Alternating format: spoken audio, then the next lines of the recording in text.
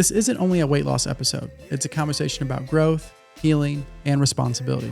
Because for many of us, the struggle goes beyond food, metabolism, or trying to find time. Sometimes there are deeper patterns underneath all of it. Today I'm sharing what I learned through my mom's journey of losing 120 pounds, and how that kind of transformation often involves more than a nutrition plan. It involves boundaries, faith, family dynamics, and the courage to take an honest step forward. At ID Fitness, we do care about training and nutrition, but we also care about the whole person, spiritually, physically, and relationally. My hope is that this episode challenges you in a good way, encourages you where you need it, and helps you think more deeply about what real health looks like. Let's dive in. Welcome back. Today, I'm going to step on some toes, including mine, including my family's, but it'll be fine. We will survive. I want to talk about what I've learned from episode 1 with my mom, where she shared how she lost over 120 pounds. So if you haven't seen that episode, check it out. But if you haven't, I'll summarize some of the takeaway points that I learned reflecting back. So now on the surface, that sounds like a before and after story, but the deeper I listen, the more I realize this isn't just a weight loss story. It's a boundary story, a family of dysfunction story, a faith and obedience story, and honestly, a stop making excuse story. So if you're easily offended, maybe just pause this and go listen to something softer. I'm just kidding. You'll be fine.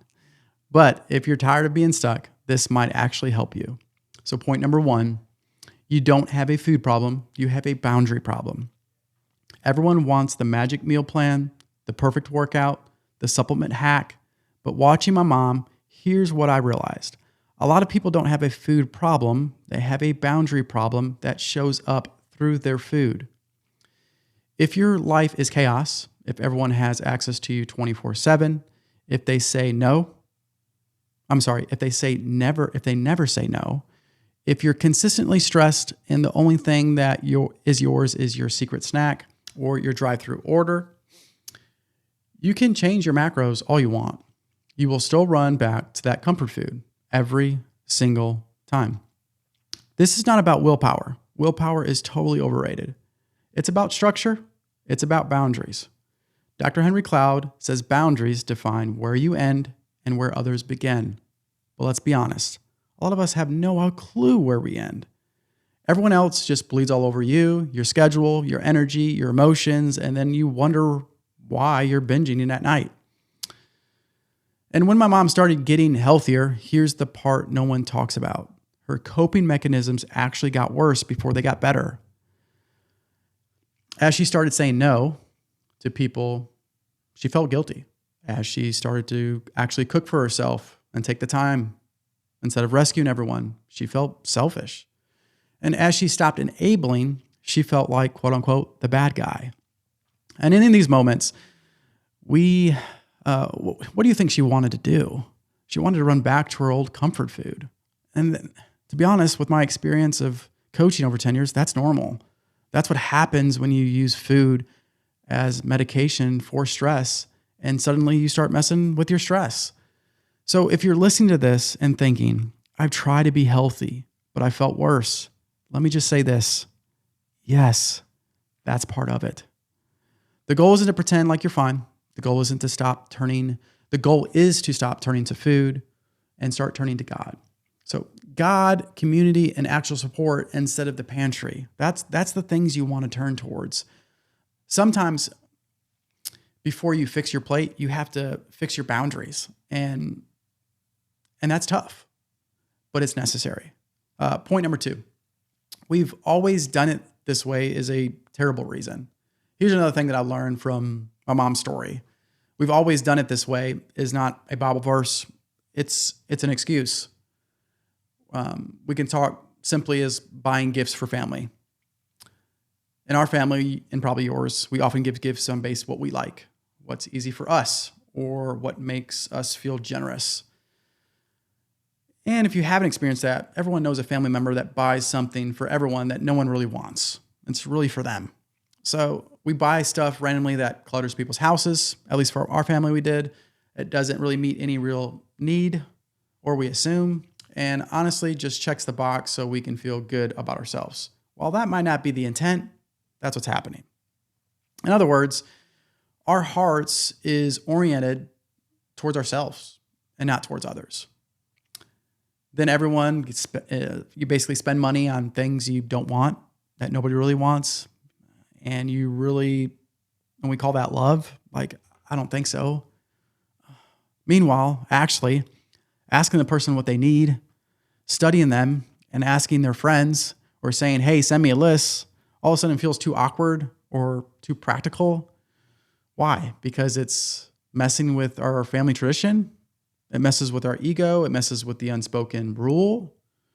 We just don't do it that way, they say. But okay, how's the old way working out for you?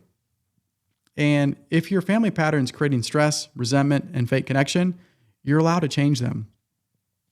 Dr. Cloud would call this 100% a boundary thing. You'll start to notice I refer to Dr. Henry Cloud. If you haven't watched my mom's podcast, just a side note here, a little rant. He wrote this book called Boundaries. And I think if you're really struggling with this specific aspect of getting your life in order, it will really help. It definitely changed my mom and ours relationship and how we just perceive support and how actually we give support.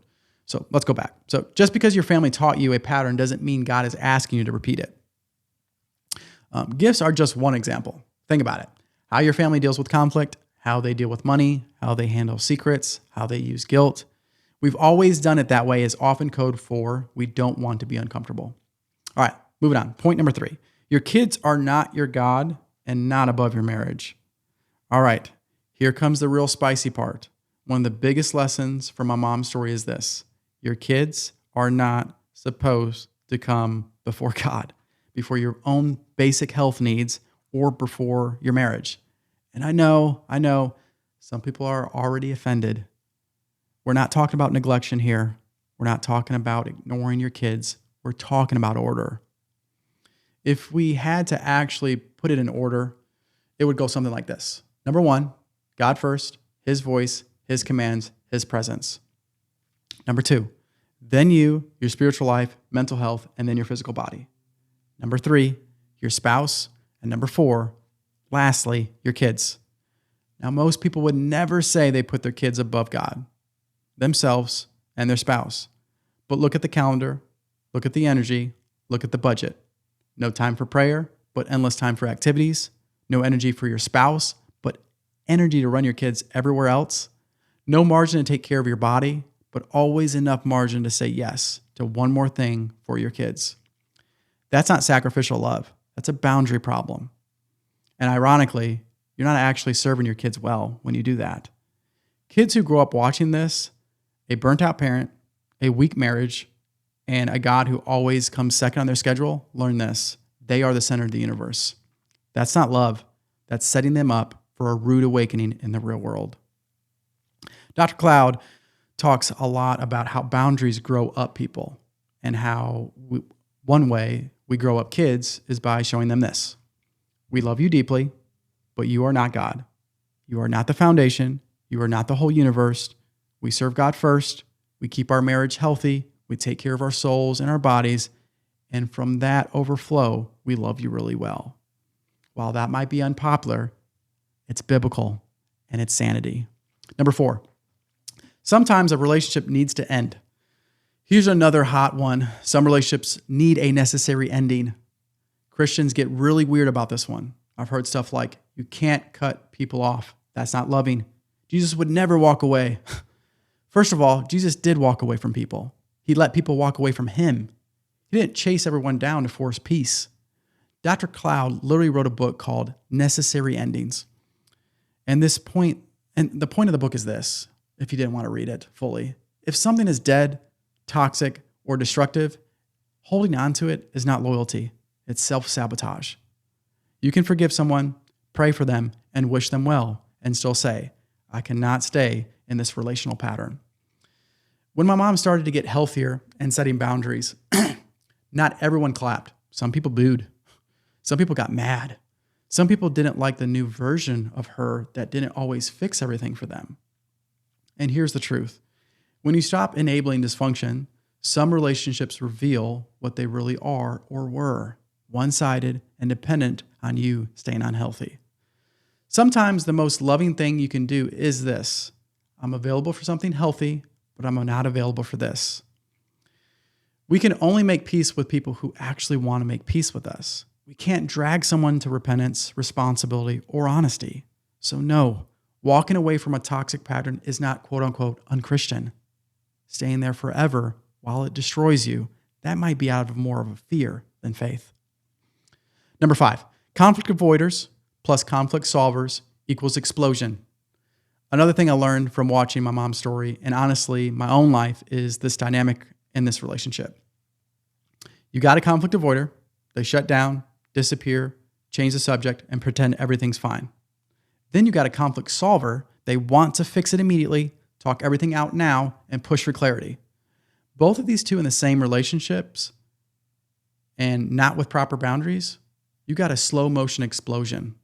The conflict solver is this: we're not going to bed until we talk about this. Let's sit down. What's wrong? Say something to me. Don't walk away from me. While the conflict avoider is this: I'm done. I can't do this. I'm out. Stop pushing me. I'm out. Now, both feel attacked. One feels abandoned. The other one feels cornered. That's not necessarily a personality thing. That is a pattern. If you don't put boundaries around it, it can become toxic. If you're the conflict solver, you need a boundary with yourself. I'm not going to force this person to process at the speed I want. If you're the conflict avoider, you need a boundary with yourself too. I don't get to disappear forever and call that peace. That's avoidance, not resolution. The healthy middle ground sounds like this. Hey, I care about this. I want to resolve it. I'm okay with giving you some space, but can we agree to come back to this tonight, tomorrow, at this specific time? Space with a plan is healthy. Space as an escape hatch, not so much.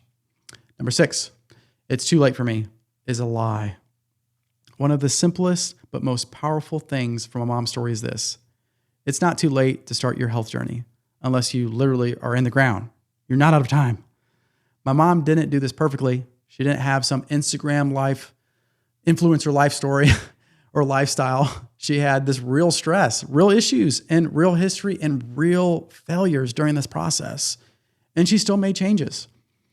Do you know how many people use this age as a spiritual sounding excuse? I'm too old to change this, or my resting metabolism is just too slow. This is just how I've always been. Okay, if your joints hurt, your energy sucks, and your shortness of breath walking upstairs, your labs are bad, and you're out here saying it's too late, that's not realism. That's quitting. While it might be harder to do it in your 50s than at your 25, it probably will be. Will it take longer? Maybe. Will it be worth it? Absolutely. But here's the boundary part again. You're going to have to say no to some things. No to people pleasing. No to using food as therapy. No to pretending your body will magically fix itself. In other words, stop kicking the can down the road. Pick up the can and deal with it. My mom is proof. Is she perfect? No. And neither am I. But she's not where she used to be, and that counts. Number 7, your relationship with your mom shows up everywhere. Last thing, and this one got pretty personal for me. I realized that the relationship between a son and a mother affect way more than I thought. People always talk about daddy issues. They don't talk about mommy issues. For a long time, I didn't connect the dots. I didn't see how stuff with my mom was bleeding into how I handled conflict, dating, needs, emotions, closeness, and distance in relationships. But as I started to heal, set boundaries, and see my mom as a human, not just the mom role, I started to notice patterns actually breaking. Stuff like why I reacted so strongly to certain tones, why certain needs felt too much, why I go from overdoing it to completely shutting down. A lot of that was learned early. And if you're listening to this thinking, yeah, me and my mom, that's complicated, welcome to the club. The goal isn't to blame her forever. The goal is to see what shaped you so you can invite God into those spaces so that way something different can move forward. It might look like forgiving some things, grieving some things, and setting some new boundaries, and honestly, having good conversation. or sometimes accepting the limits on that relationship. But ignoring it doesn't make it disappear. It just makes it show up in your dating life, your marriage, your parenting, and your friendships. So let's close and wrap this up. So here's the spicy recap of what I learned from my mom losing a 120-pound weight loss journey. Some of you don't need another diet. You need boundaries so you stop eating your stress away. We've always done it that way is not a good reason to keep doing something that's broken. Kids are a blessing, but not your God. God first, then your health, then your spouse, then your kids. And yes, that order. God is a God of order. Some relationships need necessary endings. It's not cruel, it's wisdom. Conflict avoiders and conflict solvers both need to grow, or they'll make a mess out of each other. It's not too late unless you stop breathing. Age is just an excuse to quit on your health. Your relationship with your mom or your parents in general is shaping more of you think than you ought to think until you start healing from it. So if this triggered you a little, good. Sometimes conviction feels like a defense at first, at least from my experience. So take whatever hits you the hardest and bring it to God and ask him, okay, what do you want me to do with this? Where do I need to put boundaries up? Where do I need to repent? And where do I need to bring some courage and of my faith that you've freely given to me? So thanks for hanging out with me today and letting me get a little spicy. If this episode slapped you in a good way, share it with somebody who needs it, and I'll catch you in the next one.